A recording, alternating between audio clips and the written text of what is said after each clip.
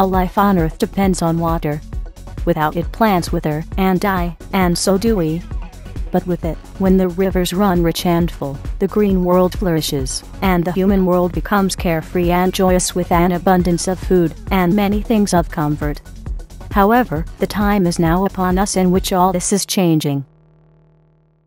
As the Ice Age transition that has begun causes increasing drought conditions in many parts of the world, fresh water is becoming scarce while at the same time the need for water is increasing. Increasing drought conditions are fast becoming a global phenomenon. They are especially hard-hitting in the critical food-producing regions such as the USA, India, and Russia. In California, for example, water allocation for irrigation has been reduced by 80%. In some other areas, hundreds of farmers have been completely cut off from water for irrigation. As a result, ever more farmland lies now fallow and is drying out. All this is happening in times of an increasing food crisis. Are we running out of water then? Our cities have become large consumers of fresh water, and so have our industries, and of late the biofuels industry, that is an enormous consumer of water. All of these needs, of course, compete with the needs of the farmers in the battle for water allocation. A modern human being requires 50 to 100 liters of water per day for all uses. Can you imagine a city without water? But livestock too requires water. A cow requires roughly the same amount as a human being, and a sheep 1/10 the amount. We require them as a part of our food. But where do we get the water from in the dynamics of drought that is now upon us and is increasing? Of all the water in the world, only 3% exists as fresh water that is fit for human consumption, animal consumption, and farming. Of this 3%, only 0.3% is readily accessible on the surface of the earth in the form of lakes, swamps, and rivers.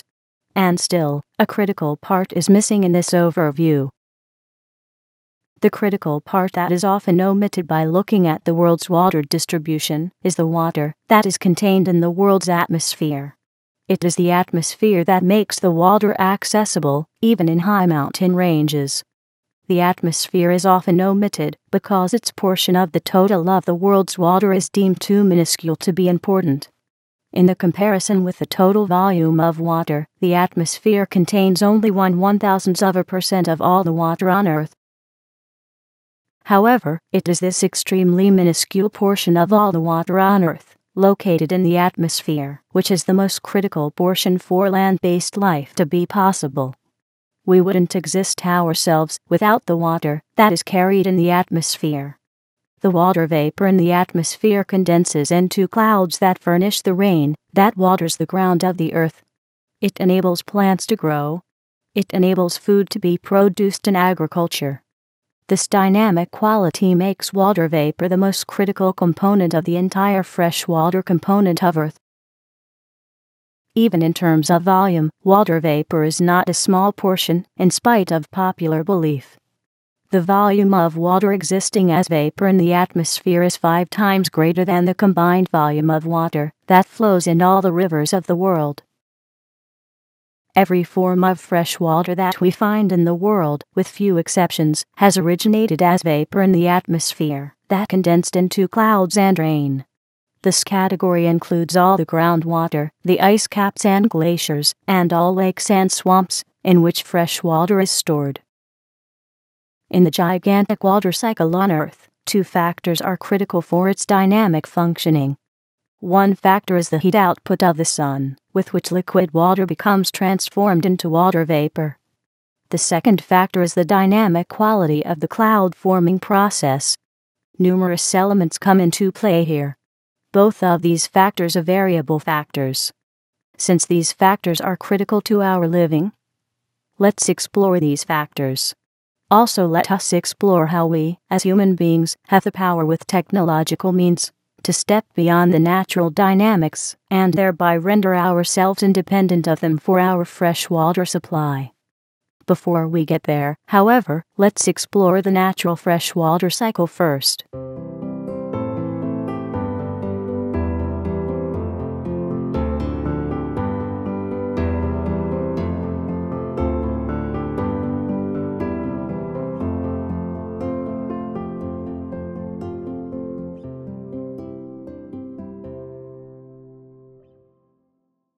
clouds are the transport media for all the fresh water on Earth. This means it is important to understand how clouds are formed and what factors are critical for the process of forming clouds and for the clouds remaining in the air long enough to affect widespread water distribution across the land masses of the Earth. As the solar energy bears down onto the sea and onto the land, liquid water evaporates by various types of injection of solar energy. By the injection of energy, liquid water typically becomes water vapor. In the atmosphere, with a number of different conditions acting on the water vapor, such as cosmic ray-induced ionization, the water vapor becomes drawn together in a process called ionhydration. Numerous other processes also contribute to aerosol nucleation, which altogether eventually create cloud droplets. During the condensation of water vapor in cloud droplets, latent heat is released that gives the resulting clouds the amazing buoyancy that enables them to flow with the air streams across long distances. Flooding and drought conditions result when the dynamics of the transport of the condensed water, in the form of clouds, is changing.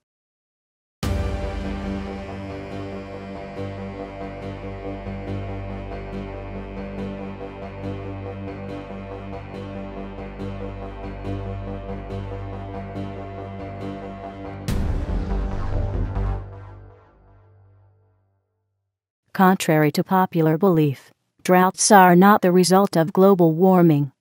If global warming was real, it would increase the water vapor density in the air and increase the precipitation. Instead, the climate change brings droughts. Droughts result when clouds no longer reach the places where rain occurred in the past. While numerous factors play a role here, two critical aspects play a major role in the cloud dynamics. One is the cloud forming intensity. The other is the heat retention in the clouds.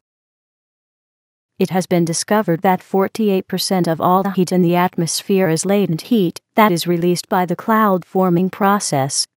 Since the heat in the clouds does not remain there forever, one of the critical factors in the long-distance cloud movement appears to be the dynamic heat loss from the clouds. For example, when the upper atmosphere gets colder, as is presently the case, the fine cloud droplets that flow with the air streams condense into rain showers more quickly. The cooling of the clouds thereby shortens the distance of the movement of the clouds. As the result of the shorter endurance of the clouds, less rain falls in the more distant places so that drought conditions result and increase. This dynamic interplay renders droughts and floods as the natural effect of the cooling of the Earth, which is presently happening as a part of the ongoing Ice Age transition. At the same time as drought conditions increase, flooding increases in those areas where the clouds rain out more rapidly than they did historically. As the result of it, both floods and drought typically occur together as a single dynamic process, though widely separated geographically. Increasing cloudiness also has a long-term feedback effect on itself that further increases the cooling of the Earth. While the cooling in the upper atmosphere tends to reduce the distance that clouds travel, the cooling itself is affected by the intensity of cloud forming. The white surface of the clouds reflect a portion of the incoming solar energy back into space, so that less solar heat is absorbed on the Earth, whereby the Earth gets colder, especially in the higher levels of the atmosphere. Ironically, the increasingly colder air in the higher atmosphere causes increased warming in the Arctic. The centrifugal force of the Earth pushes the polar jet streams further into the subtropics, which pulls up increasing flows of warm air into the Arctic regions. Paradoxically, the warming of the Arctic is the result of the cooling of the Earth. The intensity of the cloud forming process has a lot to do with the cooling of the Earth. The cloud forming intensity itself is affected by the density of the cosmic ray flux that is reaching the Earth. NASA's Ulysses spacecraft has measured a 20% increase of the cosmic ray flux received on the Earth over the time span of a decade. When the cosmic ray flux is increasing, the cloud forming process is intensified. The connection between cosmic ray flux and cloud forming intensity has been experimentally verified with the Cloud Project at the CERN laboratory in Europe. where artificial cosmic rays were injected into a reaction chamber filled with water vapor. In comparing the result with other known factors, the CERN experiment has shown that the aerosol nucleation rate increases sharply when cosmic rays affect the process. In the experiment, artificial cosmic rays were turned on to observe their effect. As was expected, a sharp increase in aerosol nucleation resulted. The result thus proves the principle. The experiment proves rather strongly that the dynamics of cloudiness, and with it the resulting freshwater distribution around the Earth, is largely affected by cosmic factors over which we on Earth have absolutely no control. The cloud-forming intensity, as one would expect, also affects the water vapor density in the air. When clouds are formed, water vapor is condensed. It is thereby removed from the atmosphere. When the leaning of the water vapor is increased, the resulting greenhouse effect of the atmosphere is reduced. This is so because water vapor provides 97% of the greenhouse effect. If the moderating function of the greenhouse effect is thereby weakened, larger climate fluctuations do occur, such as hotter sunny days and colder nights. The hotter sunny days naturally cause increased warming in the Arctic during the summer season, when the sun shines nearly 24 hours a day in the Arctic. Of course, the increasing climate fluctuations that result from the reduced moderation of the reduced greenhouse effect have corresponding localized effects, as one would expect. But those effects, no matter how unusual they may appear, and what one may assume about them, are definitely not man-made. Contrary to popular belief, the man-made contribution of carbon gases, such as CO2, that are deemed to be the only effect on the Earth's climate, have in the real world absolutely no practical effect on the global greenhouse. The effect that they do have, if it can be measured at all, is too minuscule to affect anything. I presented the details involved in my exploration video, Man-Made Global Warming Impossible.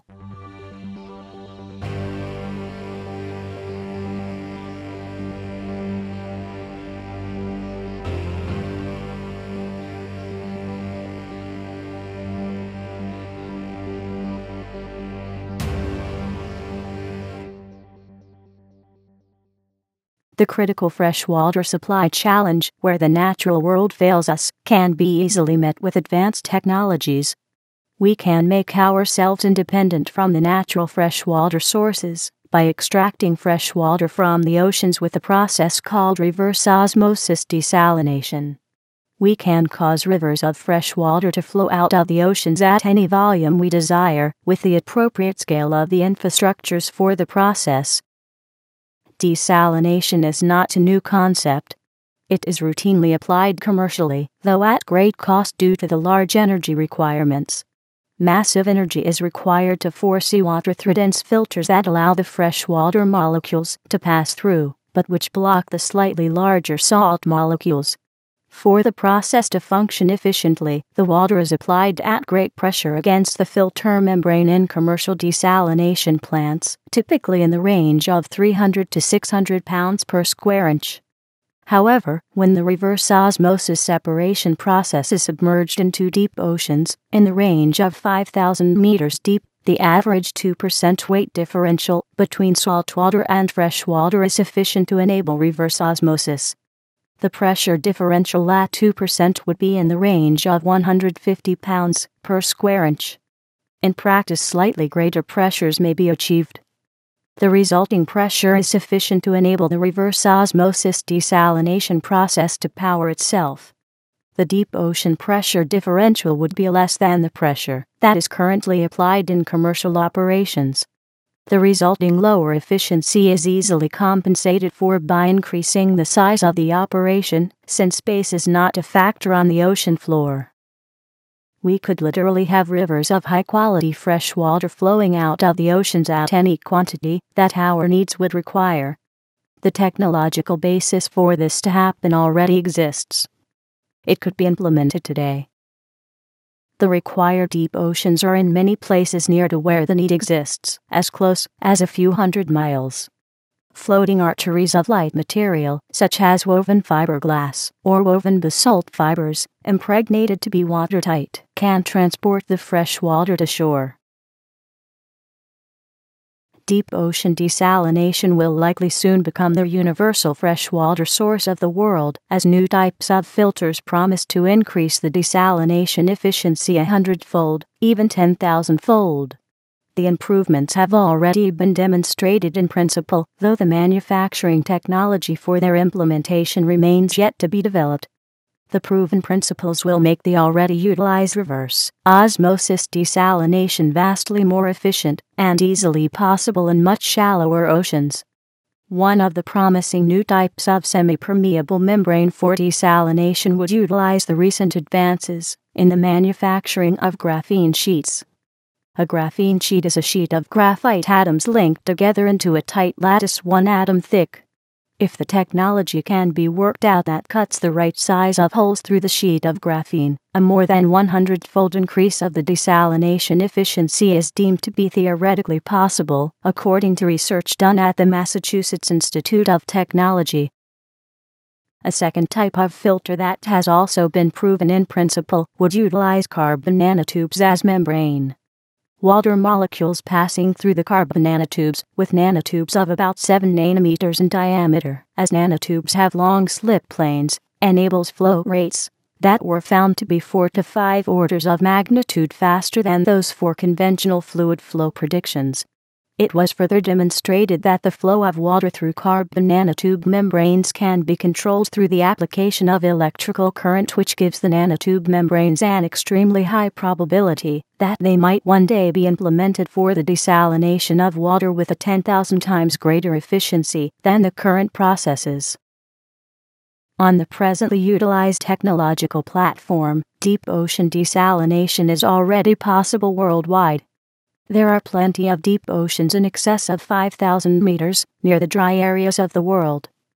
Deep ocean reverse osmosis desalination could be implemented at the present time to supply all the world's freshwater needs, provided that the political platform for it could be created. With advanced technologies becoming applied as the worldwide system becomes built up, no other form of freshwater production will likely ever be used again. And best of all, the resulting desalination process is totally independent of climate conditions. It would not be affected by ice age conditions. No matter how dry or cold the climate will get on Earth, the water from the system will flow in abundance, driven by the intelligence of humanity and the force of gravity. For this readily available resource, no resource depletion is possible. At the present time, the limiting factor is nothing greater than society's unwillingness to produce the infrastructure on the scale required. Since this unwillingness is not inherent in human nature, it will be overcome, and the water shortages that are already genocidal in some areas will simply become an item of the tragic history of small-minded thinking, and will in time become forgotten. At the present time, worldwide desalination is minuscule. According to the International Desalination Association, 14,451 desalination plants operated worldwide in 2009, producing 59.9 million cubic meters per day. This means that the entire world production amounted to roughly 700 cubic meters per second. This output is rather minuscule in comparison. It's less than 10% of the average discharge of the Columbia River into the ocean, which flows at an average rate of 7,500 cubic meters per second. In other words, the entire worldwide desalination effort is presently so minuscule that it is insignificant in comparison with the natural system. Desalination becomes significant only when it becomes expanded in scale, several 100,000-fold, to match the natural system. This is the kind of expansion that the deep ocean desalination concept makes possible in principle without any energy input into the system except for control purposes. In the 1960s, a giant river diversion project was proposed that would divert a portion of the northwestern rivers of Canada overland to the water-starved regions of the United States Southwest and northern Mexico. The giant multinational project, named the North American Water and Power Alliance would deliver roughly 3,870 cubic meters of fresh water per second to improve agriculture in the South.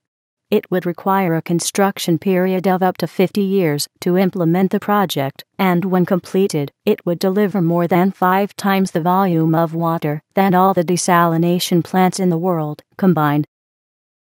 The comparison of desalination with the river diversion project illustrates to some degree the scale of infrastructure that is required to make desalination a significant component of the freshwater supply of the world. Deep ocean reverse osmosis may require larger filter membranes to operate at lower pressures. The resulting scale of the required system would impose a problem. A deep ocean desalination system with an output equal to the river diversion project would have to be several thousand times larger than a modern large desalination plant. The building of such a large system would impose a problem. The size of a construction isn't a factor on the ocean floor. Also, with the deep ocean desalination being self-powering, a large-scale system of this type would be far more economical to implement and to operate than the equivalent giant river diversion project. While the giant North-South River Diversion project will not be built for reasons that the source water for the diversion would most likely be disabled at the time when the next ice age begins in roughly 30 years. This means that its more efficient equivalent, the deep ocean reverse osmosis desalination project, will be built instead. The 30 years time frame is critical. It is potentially very real.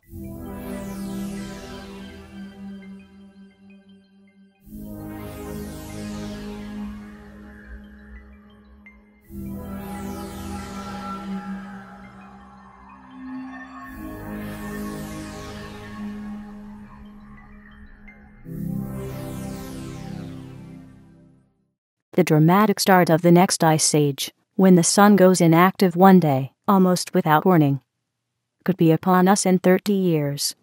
The time estimate is based on the leading-edge discoveries in plasma physics, astrophysics, and the dynamics of the currently unfolding processes. Of course, the dynamics can change, but if they remain as they are, the start of the next ice age is much more imminent than anyone cares or dares to acknowledge. Most likely a decade will pass before the needed acknowledgement will happen. This leaves us roughly 2 decades remaining to prepare our world for the vast changes ahead before they happen. 2 decades might be sufficient. The worldwide implementation of deep ocean reverse osmosis desalination is one of the necessary preparations for meeting the challenges before us. I have explored the processes involved for the potential great transformation of our planet and the principles for these processes in my recent video, Ice Age of the Dimming Sun in 30 Years. The challenge is worldwide. No one, anywhere on the planet, is not affected by the physical transformation of our world that awaits us. Large-scale deep ocean desalination facilities will be built because an ample flow of water is critical for all life. To implement such systems on the global scale will almost demand that the facilities be constructed modular in design and be mass-produced in automated, high-temperature, industrial processes to become available globally in all critical areas as fast as possible. Large-scale deep ocean desalination is actually already needed. It is required now to be produced in a crash program as an emergency measure to offset the effects of the ever-increasing worldwide drought that is already a part of the ongoing Ice Age transition dynamics. India requires massive amounts of fresh water now. Fortunately, India has the means to supply its freshwater needs.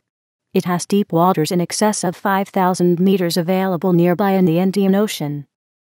While India has large rivers that dump enormous quantities of discharge into the oceans.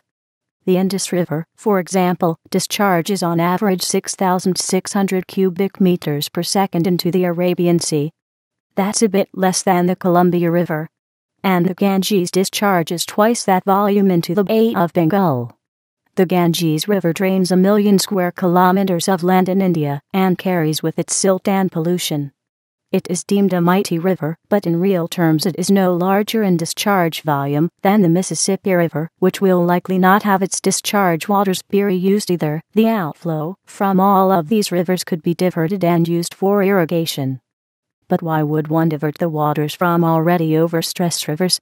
In addition to this question, the outflow from all of these deemed large rivers appears suddenly rather small in comparison with the potential capability of large-scale deep ocean reverse osmosis desalination systems. Also, if we consider that the Indus River originates almost entirely in the Himalayas, much of the flow of this mighty river will likely be lost in the year when the Ice Age begins. When the snow no longer melts in the Himalayas, the mighty river will stop flowing, or slow to a trickle, as will most of the world's rivers. With all of these factors considered, the potential for implementing deep ocean reverse osmosis desalination stands like the golden opportunity for India. The same can be said about China's great rivers. The rivers carry large volumes of water, especially the Yangtze River, that supplies much of China's hydroelectric power and irrigation water. Much of China's hydroelectric power will be lost within a year, when the next ice age begins. Most of it comes from the Yangtze River system. Although only 20% of China's electricity is generated by hydropower, the loss of this capacity over the course of a single year would be devastating if nuclear power, or cosmic electric power, had not made hydropower obsolete by this time. When water gets laid up on land in the form of ice, and this to such an extreme extent, that ice sheets form up to 12,000 feet deep so that the ocean levels drop by nearly 400 feet, one can assume that there won't be much water flowing down any river, anywhere. Before this happens, and this may mean in 30 years, before the Yangtze dries up to a mere puddle, a brand new water infrastructure needs to be built and be in operation for the requirements of cities, industries, and farming. The fresh water supply for this has to come from the oceans. The potential exists for every water-starved region in the world to develop large-scale deep ocean reverse osmosis desalination. This needs to be built even before the high-efficiency membranes made of carbon nanotubes become available. A city without a secure water supply infrastructure cannot survive. The challenge to supply the city with water is aggravated by its location. It is deep inland, some 1,500 kilometers distant from the oceans. Desalinated fresh water will have to be pumped to it from the oceans, and 778 feet uphill. Right now, the city receives its water from the Yangtze flowing through it to the sea. In an ice age environment, the flow of water will likely have to be reversed. Without cosmic energy utilization, the feat may prove to be impossible, by which the city, which is presently one of the largest municipalities in the world with a larger population than all of the country of Peru, for example, is doomed. However, with deep ocean reverse osmosis desalination and cosmic electric energy for the distribution system, the immense task of supplying all of southern China with fresh water from the Philippine Sea is within the range of what can be achieved.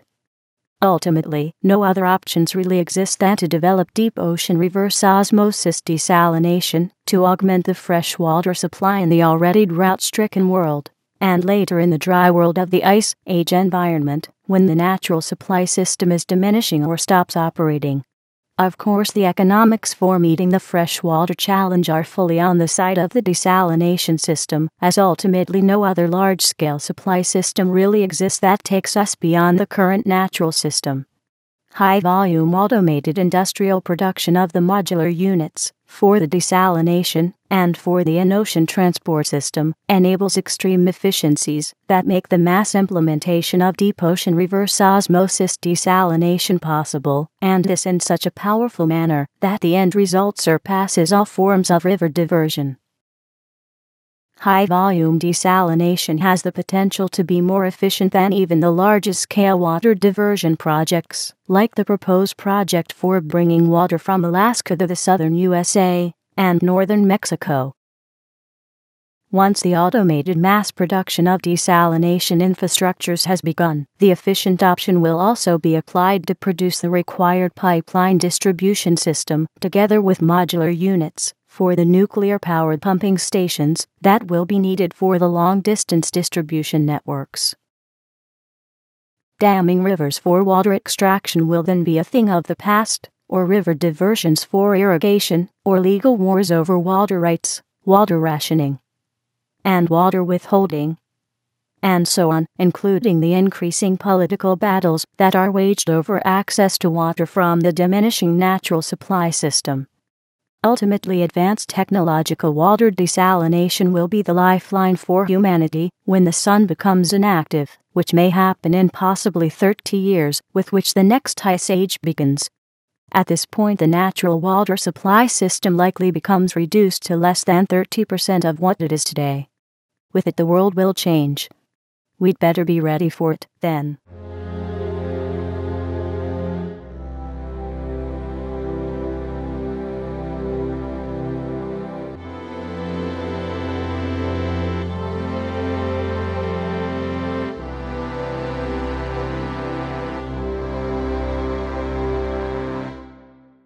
Today, Canada, for example, the most water-rich country on the planet with approximately 7% of the world's renewable fresh water, the very envy of the world for its water riches, even though more than half of its fresh water drains unused into Hudson Bay and the Arctic Ocean, will likely find itself with no natural water at all once the ice age begins anew under an inactive sun.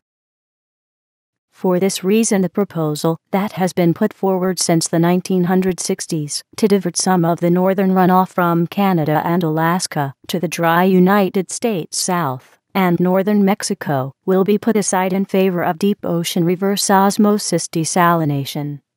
The giant infrastructures that have been proposed, with which to implement the water diversion from Alaska and northern Canada via the Rocky Mountain Trench, across the big hump of the Nevada Great Basin, will simply become forgotten.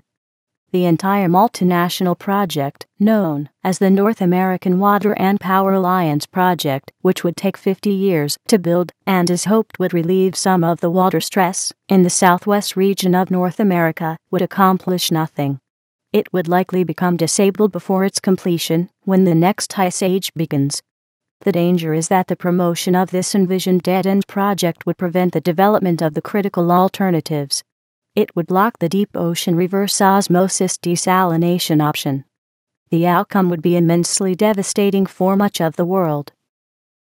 Canada's very existence, which is presently one of the water-richest country, will soon depend on large-scale desalination.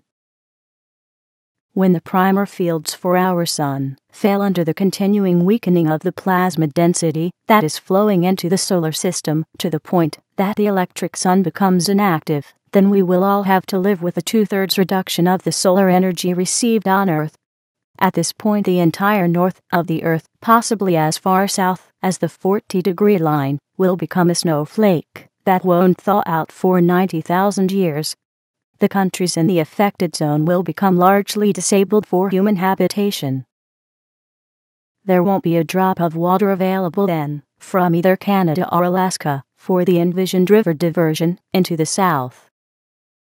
The now near beginning of the ice age will freeze up the entire north for the lack of solar radiation.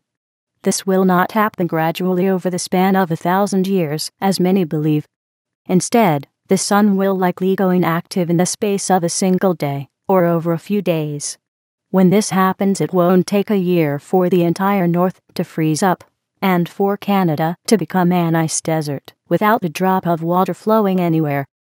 At this point, Canada will cease to exist as a functioning nation, unless it has re-established itself by the non-technologically created new land afloat on the tropical seas, complete with floating agriculture, floating industries, and floating cities, supplied, of course, with water produced by deep ocean reverse osmosis desalination. The future of Canada ends at the start of the next ice age, in roughly 30 years' time, unless the nation builds for itself a new base for living in the tropics, below the 30-degree line, that tends to remain ice-free. Likewise, all the countries of Europe will cease to exist in 30 years' time, when the next ice age begins and stakes its claim, unless they too relocate themselves. The same applies to Russia and to also parts of China, and to a large part of the USA. All of these affected nations will either cease to exist, or they will create for themselves a new base for living in the vast open spaces of the tropics. And the fastest and easiest way to accomplish the needed transformation of the landscape of the Earth is to create new land. The new land would consist of floating modules made of the salt-shaped and high-temperature automated industrial processes, with every step of the production process for the floating modules being fully automated, powered with nuclear energy, to start with, until later with cosmic electric energy. Floating new land becomes rapidly available for general use, complete with floating cities, and so on. They become the infrastructures for relocating entire nations. They need to be built, and they can all be built within the 30 years time frame that we may have still remaining of the current interglacial climate. But even with agriculture laid out to float onto the tropical seas, irrigation will likely be required. At the present time, the strongest rainfall occurs in the tropics, but with the global rainfall becoming reduced to less than 30% of the present level, additional irrigation will likely be required to supplement the rainfall. With agriculture being laid afloat on the oceans, the supply line for the irrigation resources, of course, exists right where the need exists, eliminating the need for long distribution lines. The same applies also for the freshwater needs of the floating cities. There can never be a water shortage for them either, when human ingenuity makes rivers flow out of the oceans. However, the green world that we depend on for our biological existence requires two more critical elements to function. Water by itself is not enough.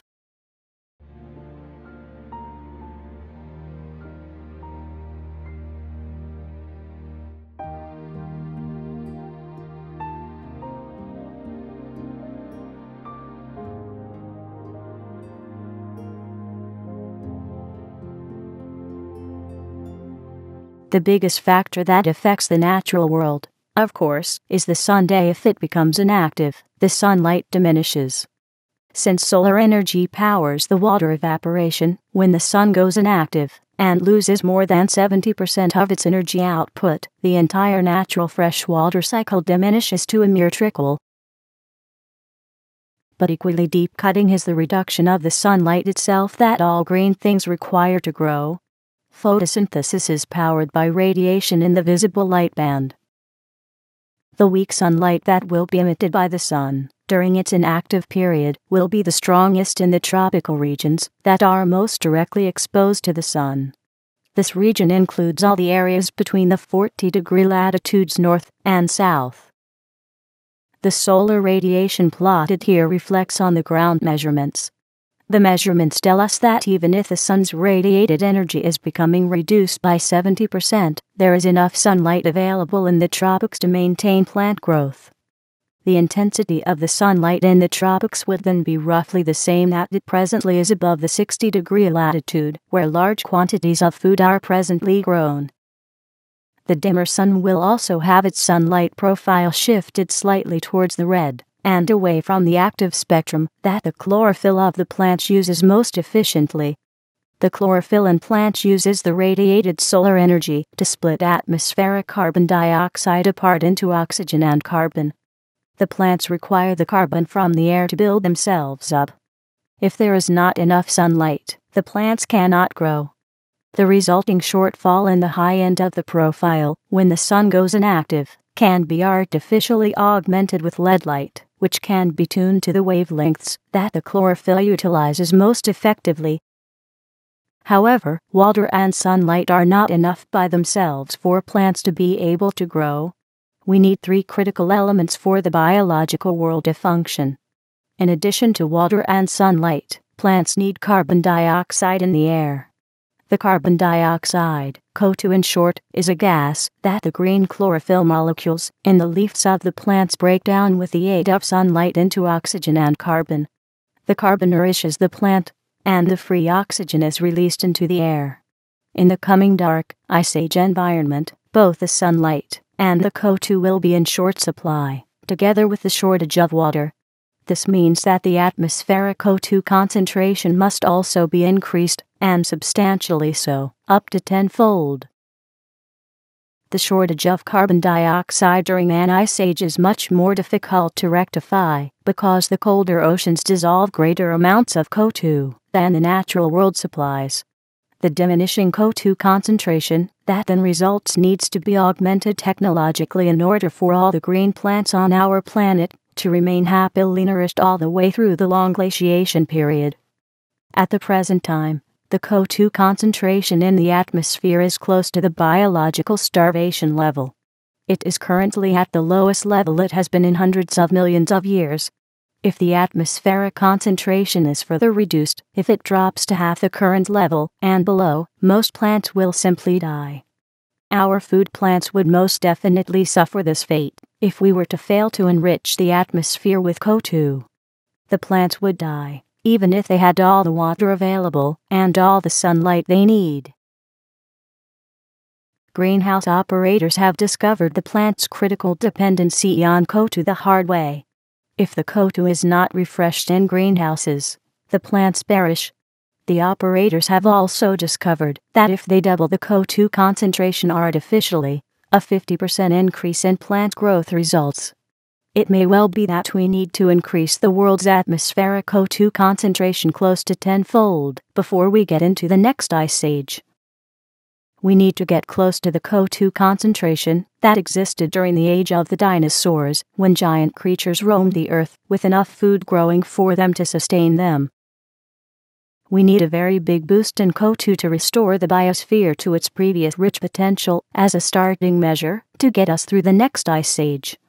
We need to do this not to bring the dinosaurs back, but to give us a chance to grow enough food during the dim times because in an ice age environment the atmospheric CO2 becomes dramatically diminished. If it is not replenished substantially, it may drop below the biological cutoff point. The diminishing CO2 concentration may have been a contributing factor for the sparse human population of only 1 to 10 million people worldwide that emerged from the last ice age. Even in the current interglacial warm climate, CO2 dissolves much more readily in the cold waters around Antarctica than in the warm waters in the tropics. As the oceans cool much more extensively with the onset of the next ice age, vastly greater amounts of CO2 become absorbed and thereby taken out of the atmosphere. We know from ice core samples that CO2 concentration in the Arctic, where the samples were laid up, had dropped at times below the biological breakdown level. The global level may have been much lower than even that. If the same would happen again, most of humanity would die with the diminishing biosphere.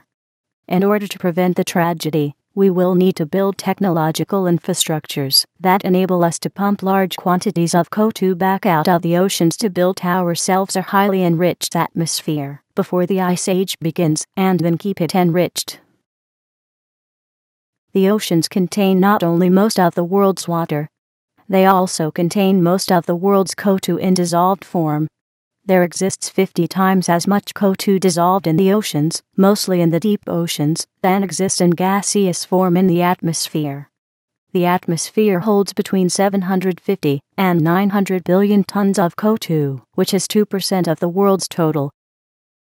If we aim for a tenfold increase, we need to pump a minimum of 7,500 billion tons of CO2 out of the deep oceans. In practice, we would have to pump much more, because the more we pump, the more it becomes dissolved again. In practice, this seemingly immense project may not be as huge as the figures suggest.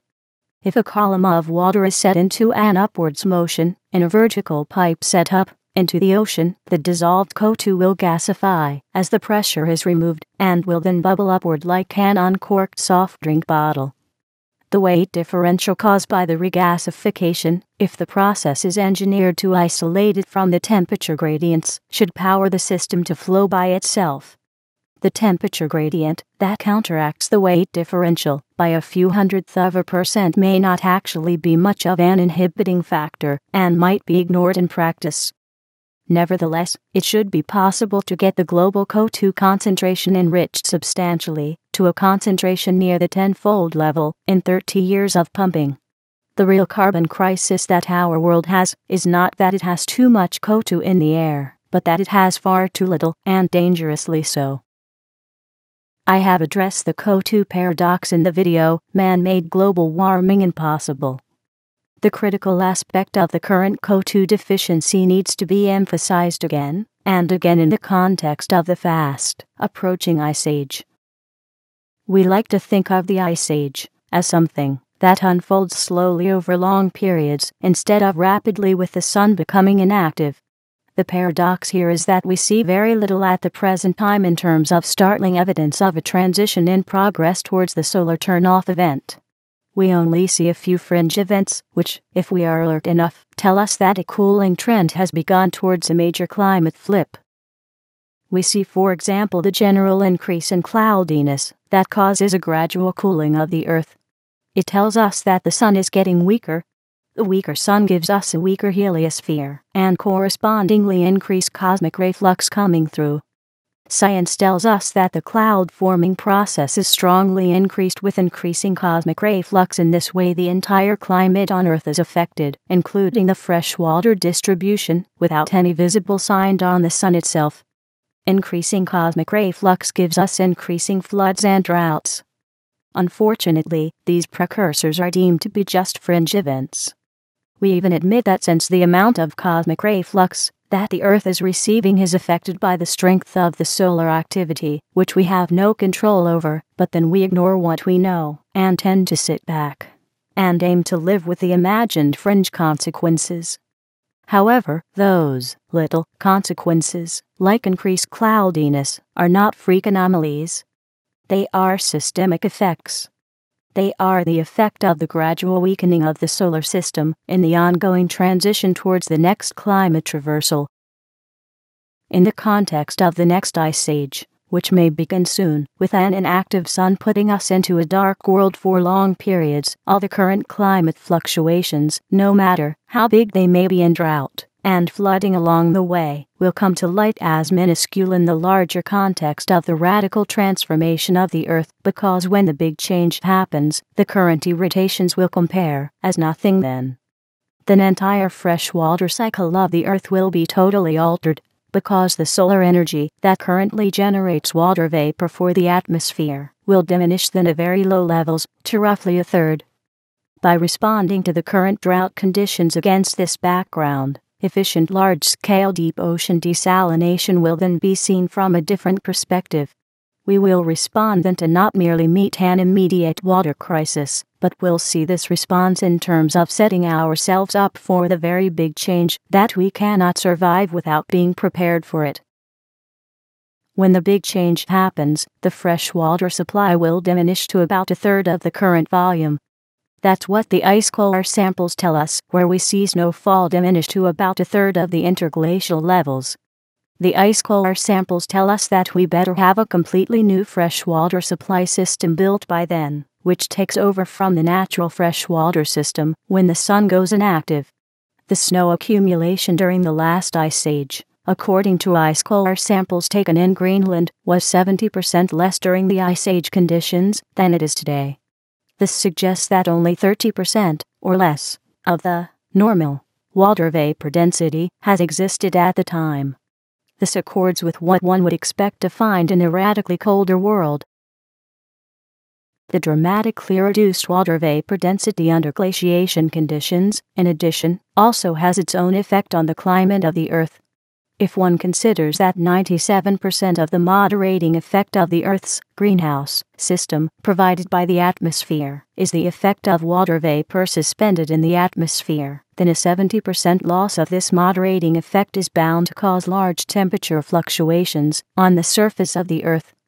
The nighttime cooling might have been so extensive that outdoor agriculture might not be possible at all. Indoor agriculture with fully enclosed artificial environments might be the only platform then that we can reasonably trust to maintain our food supply, even in the tropics. It appears, in considering these factors, that the Ice Age challenge has been so great during the dark and cold times, that it is actually surprising that the currently estimated 1 to 10 million people worldwide made it through the long ordeal alive. Evidence suggests that whatever civilization existed during the Ice Age times had lived at the edge of the oceans around southern India and in areas of today's shallow seas across Indonesia, Malaysia, and possibly Australia. With the ocean surface having been nearly 400 feet lower in glaciation times, as large masses of water had been laid up on land as ice, the dwelling places of the people in those earlier times lay presently deeply submerged, so that no archaeological data exists that could give us a hint at what types of living conditions we should expect to encounter in our near future, that is potentially beginning in a few decades from now. I suspect that if we could find the ancient dwelling places that lay now submerged in shallow seas, we would not find any evidence of the existence of agriculture. The few people who would have lived in those times would likely have lived exclusively of fish from the oceans, and for this they would likely have had to travel long distances to find the fish.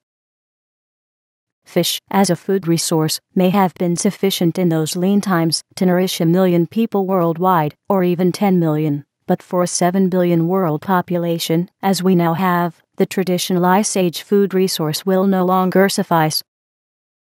Our food resource will have to be 100% man-made, such as by building floating agriculture across the tropical seas, where the sunlight is the strongest, the rainfall the richest, and supplemental fresh water and CO2 are readily available from the oceans. We would likely grow our food in high-tech indoor automated farming facilities then, and even this may possibly be supplemented with synthetic foods. The critical factor for all of these explorations is, of course, the sun. The sun is our light and thermal energy resource. It determines the state of our planet and affects our civilization as no other factor ever has, and likely never will, even our very existence. So, what about the sun then? Will the sun really go inactive in 30 years' time? I have presented the basics of the research in the video, Ice Age of the Dimming Sun in 30 years. Nobody knows in advance the day and year when the sun goes inactive. Neither does anyone know with certainty whether the turn-off of the sun will happen at all. All that anyone can do is to explore the principles that are expressed in the cosmos and how they affect us. I have done this in respect to the sun. I have explored the principles that are highly likely to cause the sun to become inactive in about 30 years from now. The key to the question of whether we face the start of the next ice age in 30 years involves actually two questions. One question is the sun powered by nuclear fusion in its core? The fusion sun theory is a component of the Big Bang entropic cosmology that regards the universe as the product of a giant explosion with a finite energy content that is burning itself out. The other question is the sun instead powered by electric plasma interacting at its surface? This electric sun theory represents the anti-entropic perception of cosmology of a universe that is actively self-powered and is continuously creatively developing, qualitatively and quantitatively. I have created a series of videos to explore the dual question of what the nature of the sun is, and what powers it, and how critical the right answer to these questions is to the survival of human civilization in the near future. Our long-term energy future on the Earth is critically dependent on the potential of the sun being electrically powered, which comes to light as the only possible basis for unlimited energy resources for the future of humanity, without which we don't have a future at all. Do we have evidence on hand that the solar system is an electrically operating system? Yes, we do have such evidence. How big is big? How monumental are the examples of historic electric actions in the solar system? These are all questions on great topics that affect us all, and what our future holds for us.